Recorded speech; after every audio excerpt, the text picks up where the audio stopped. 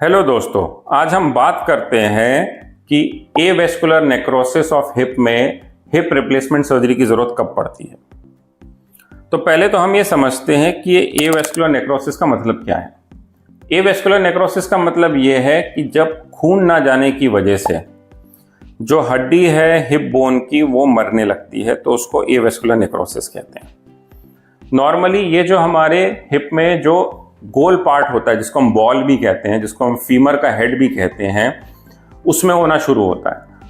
उसमें blood supply कम हो जाती है, जिसकी वजह से वो सिकुड़ने लगता है और धीरे धीरे सिकुड़ने की वजह से वो टेढ़ा मेढ़ा हो जाता है और फिर अर्थराइटिस हो जाता है। एवेस्कुलर नेक्रोसिस होने के कारण बहुत सारे हो सकते हैं, जैसे अगर किसी ने लंबे समय तक स्टेरॉइड लिया हो तो उससे भी हो सकता है।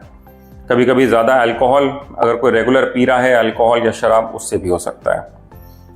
कभी कभी कुछ ब्लड रिलेटेड डिसऑर्डर्स होते हैं, जैसे सिकल सेल डिजीज, उनमें हो सकता है। या अगर किसी को कोई ऑटो इम्यून या मेटाबॉलिक प्रॉब्लम है या कीमोथेरेपी की वजह से भी हो सकता है। कभी कभी कोई कारण नहीं होता लेकिन फिर भी पेशेंट को एवीएन हो जाता है, तो ये भी पॉसिबल है। अब हम अगर एवीएन की बात करते हैं तो उसमें 4 स्टेजेस होती हैं। एक स्टेज वो होती है कि जो सिर्फ एमआरआई में दिख रही हो, बाकी बोन भी एकदम नॉर्मल हो और आजू बाजू से वो पूरी तरह से अपनी शेप में नॉर्मल दिख रही हो। स्टेज 2 होती है जब डैमेज शुरू हो जाता है और हमें एक्सरे पे भी दिखने लगता है कि अब एवीएन हो रहा है। स्टेज 3 होती है जब हड्डी कोलैप्स होने लगती है। कोलैप्स मतलब टूटने लगती है।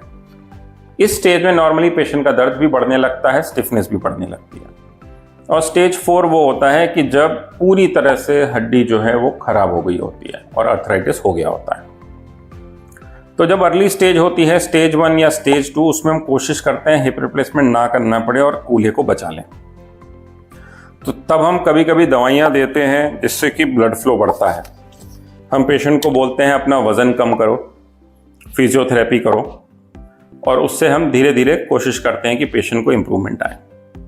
कभी कभी हम कोर डिकम्प्रेशन नाम की एक सर्जरी भी करते हैं स्टेज 1 और स्टेज 2 में, जिससे कि कूल्हे को बचाने की हम कोशिश करते हैं।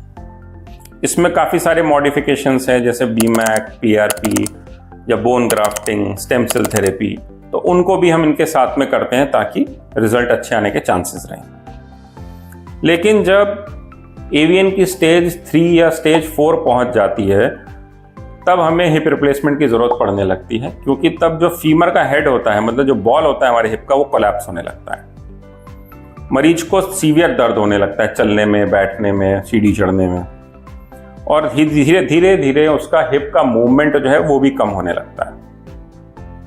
इस सिचुएशन में हम हिप रिप्लेसमेंट सर्जरी करते हैं, जिसमें कि जो चीज़ खराब हो गई होती है, मतलब फीमर का हेड और एसेटाबुलम, तो हम बॉल और सॉकेट दोनों को बदल देते हैं हिप रिप्लेसमेंट सर्जरी में, और उसकी जगह एक नया कंपोनेंट डाल देते हैं, जिससे पेशेंट का दर्द भी चला जाता है, उनका चलना भी शुरू हो जाता है और वो अपनी नॉर्मल लाइफ में वापस चले जाते हैं।